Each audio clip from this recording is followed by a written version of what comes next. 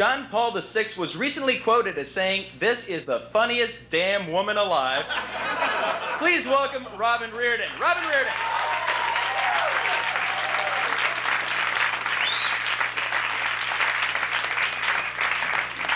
Hi. So, a lot happening in the news. Let's see. The Berlin Wall fell. Nelson Mandela's going to go free. And I still don't have cable. I moved into this new apartment 8 weeks ago, okay? 8 weeks ago, and I still don't have cable. Apparently, it's going to take like a presidential edict to get the company to come and install this thing in my house. So you'll have to excuse me if I'm not real topical tonight, but I'm relying on the Los Angeles Times, bastion of fine reader-friendly journalism that it is, and a small black and white television that, for reasons that escape me, only gets America's Most Wanted and lost episodes of Mama's Family. So I'm in media hell. I'm turning 25 soon, April 15th, actually. It's my birthday, tax day, and Easter. So I'm up against the IRS and Christ Rising, so I'm not expecting a lot of hoopla.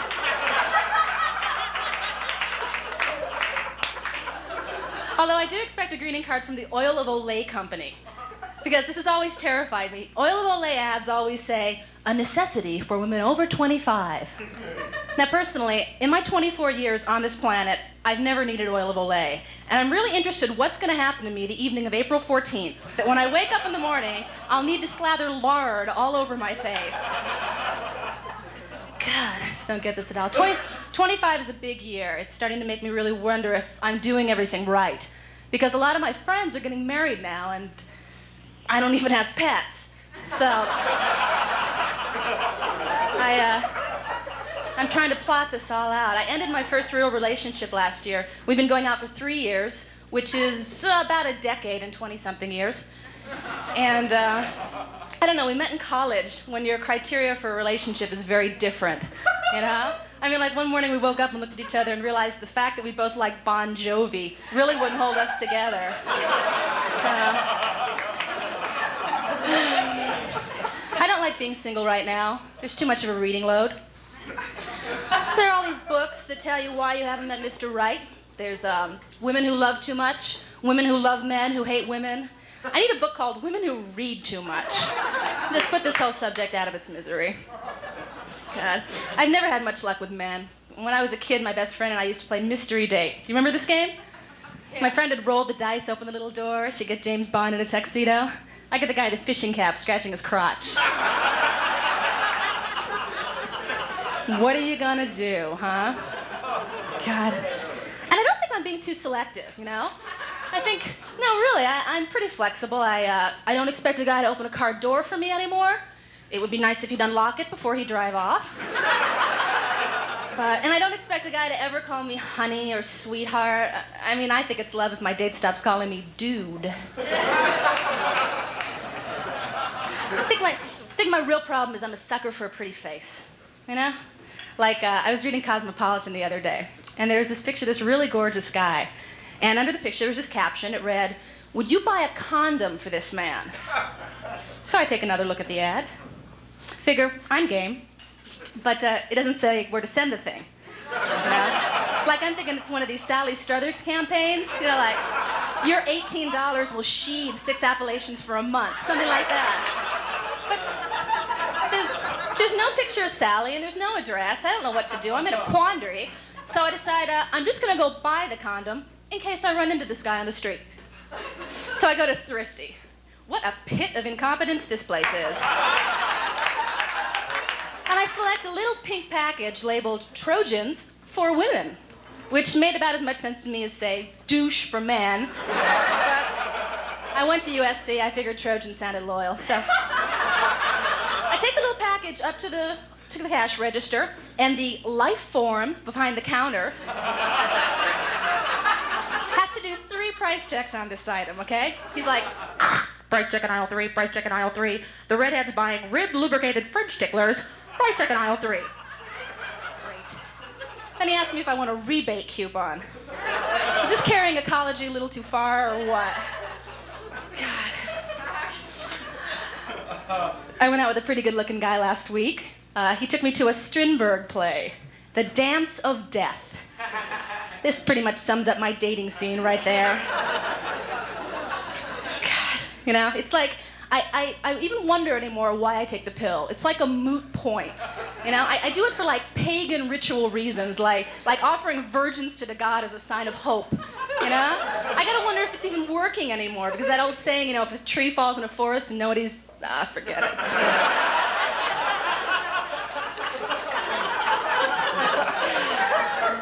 You know, being single's starting to bother me, but it's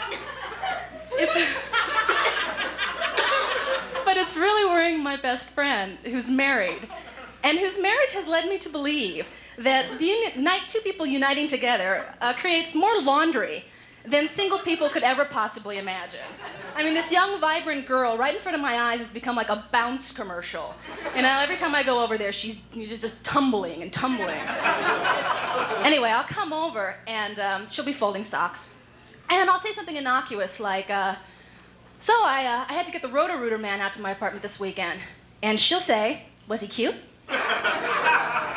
Like this has some bearing on hair clots, right? And I'll say, yeah, he was kind of cute. And she'll go, was he single? And I go, I didn't see a ring. And she'll go, was he Jewish? And I go, no, but neither am I. This doesn't seem to bother her.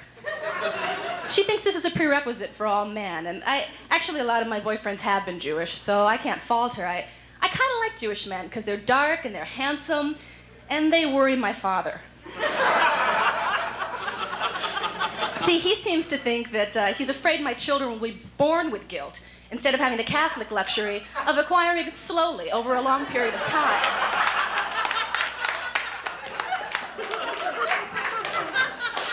I'm Irish Catholic, which is basically the same thing as having no cultural identity whatsoever. I mean, really, most Americans have some sort of a cross to bear that binds their culture, you know? Blacks had slavery, Jews had the Holocaust. What do I have? The Great Potato Famine. Like I'm supposed to cry every time I see a hash brown or something. So I encouraged my last Jewish boyfriend to really take pride in his heritage, since I could have none. And I even researched his name for him. I looked up his last name, and the literal translation was, he who ditches Gentiles.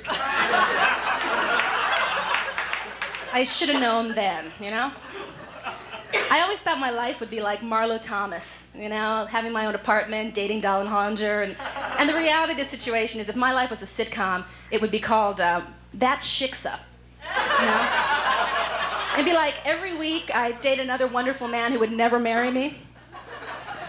And the theme song would go something like this. Diamonds, redhead, white bread, shiksa, Christmas, Easter, eats ham. If that girl is wearing a cross and pisses your mother off, don't kick her out the door. Take her to Yom Kippur, 'cause she'll be that shiksa.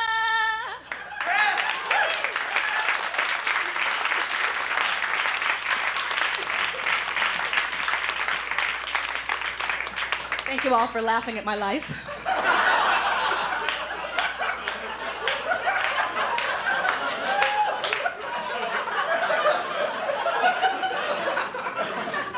I spent the holidays with my family. I spent the holidays with my parents and their husbands and wives.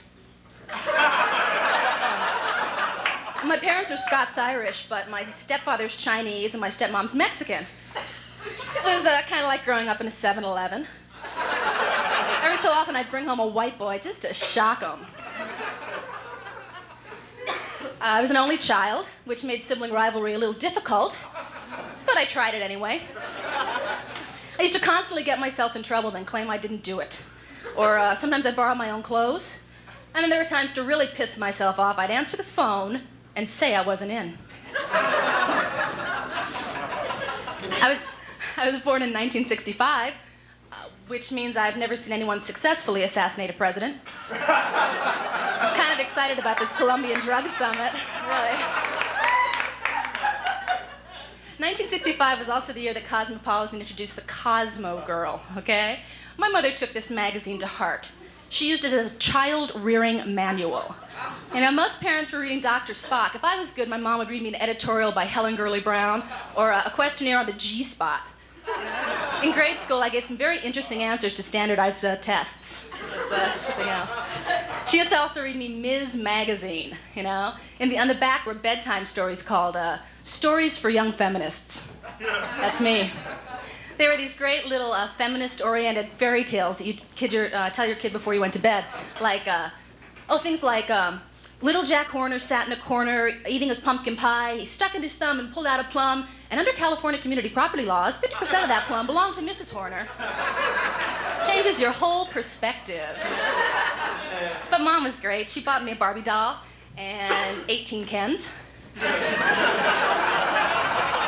was one happy Barbie doll. Wasn't the Ken the greatest doll, though? I mean, really, girls, didn't you want to grow up and marry a tennis player with really stiff limbs?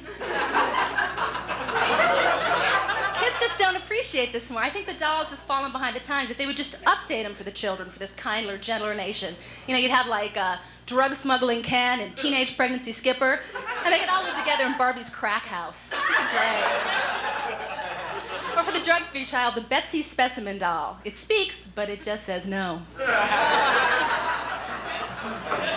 But for all her liberal thoughts, my mom was still a mom. She still had sayings like, if I cuss too much, heaven forbid, she'd say, Robin, is that any way for a lady to speak? For a lady to speak. Like the Queen was coming over on Sunday to play Twister, right? And she's the worst driver I've ever seen in my life. It must be in the mom genes, because you'd be driving along and she'd do the arm. You know that? You'd be driving along perfectly, everything's fine, and suddenly, for no apparent reason, she throws out the arm. Like, this is going to stop you in the event of an accident, right? Now, men, you probably don't appreciate the significance of this arm, but if it wasn't for the arm, I would have been like a 36D. I hear Dolly Parton's mom didn't even have arms. You guys have been great. Enjoy the rest of the show.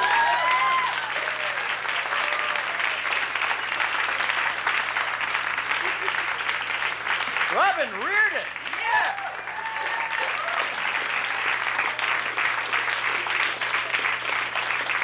She is funny, isn't she? And cute.